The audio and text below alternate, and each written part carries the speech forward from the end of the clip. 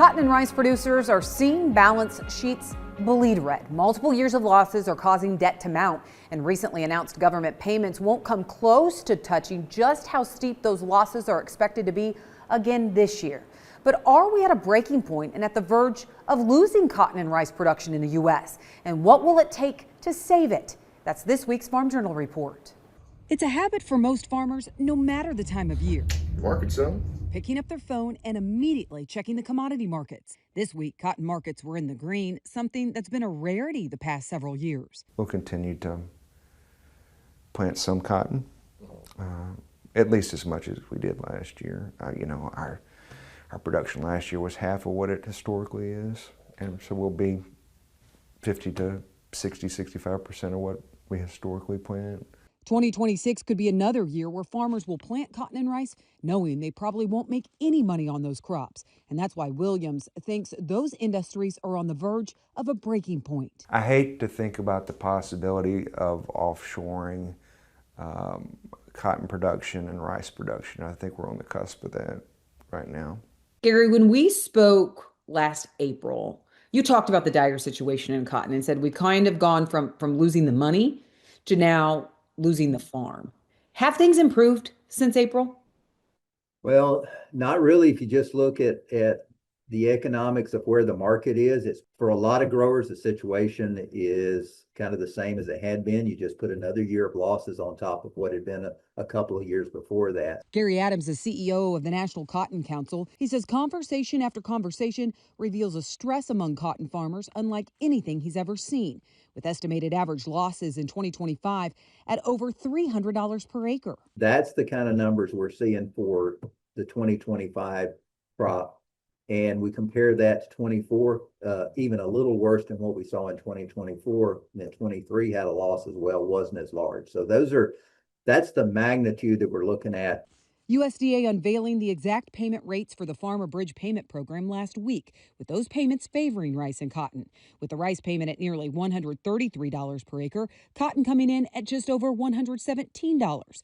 Those figures drew criticism from soybean farmers who say it's soybeans that were more impacted by the trade dispute with China last year. Seth Meyer was the chief economist for USDA the past 5 years before taking a new job with the University of Missouri to start 2026. He was on the front lines of calculating the farmer bridge payments while at USDA, and he says it's important to note this is economic aid, not trade aid. We started off this discussion about trade mitigation and simply tight margins and tough economic conditions to bridge us to ARC and PLC support. Kind of the safety net kicks in October of now this year.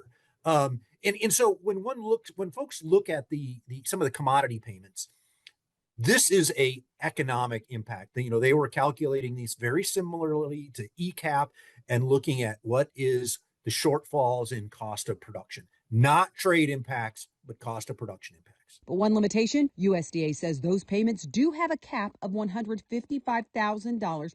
Adams says cotton farmers tell him the payment cap will be a constraint. I do think it is helping certainly offset a portion of their shortfall.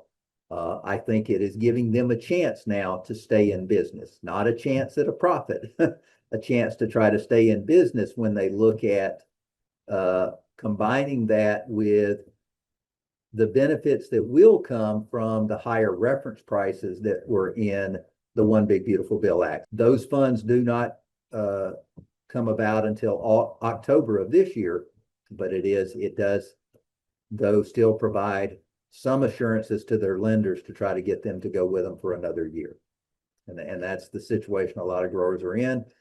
Some growers, though, will say, they'll look at where the markets are. They'll look at cost of production. They'll look at what equity they still have in their farming operation, and they will make the decision that that's enough for them. And if they're, they will decide to, unfortunately, get out of farming and do something else. So you do think there is going to be an uptick in the number of farmers, especially kind of in that Mid-South area? I think there's a really good chance that will happen. Just whether it was by choice or whether it was dictated by their lender.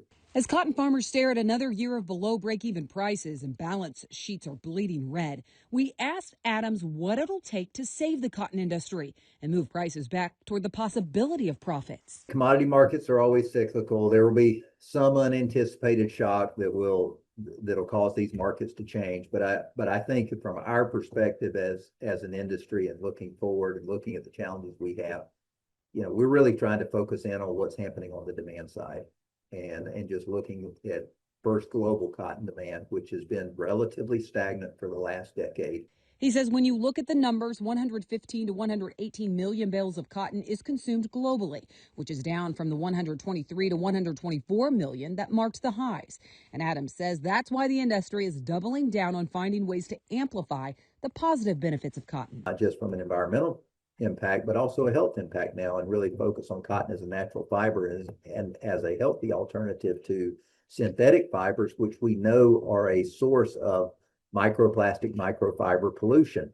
And that's pollution in the environment. That's also pollution in our bodies and in our food. So that's a campaign that we have started just last year called Plant Not Plastic, and really want to lean into those benefits of cotton and make sure that brands, retailers, and consumers are aware of that. He says tapping into the purchasing power of consumers is a goal through the Buying American Cotton Act, legislation proposed by Senator Cindy Hyde-Smith last year to boost demand for American-grown cotton. We hope to, in the next 2 to 3 weeks, have a companion bill introduced in the House of Representatives, and this would provide tax incentives to brands and retailers that document the use of U.S. cotton in the textile and apparel products that they sell to U.S. consumers. Adams thinks it's that legislation that could produce the quickest results in boosting demand, something that can also give cotton farmers hope. I think it's an America First type approach that would reshore some aspects of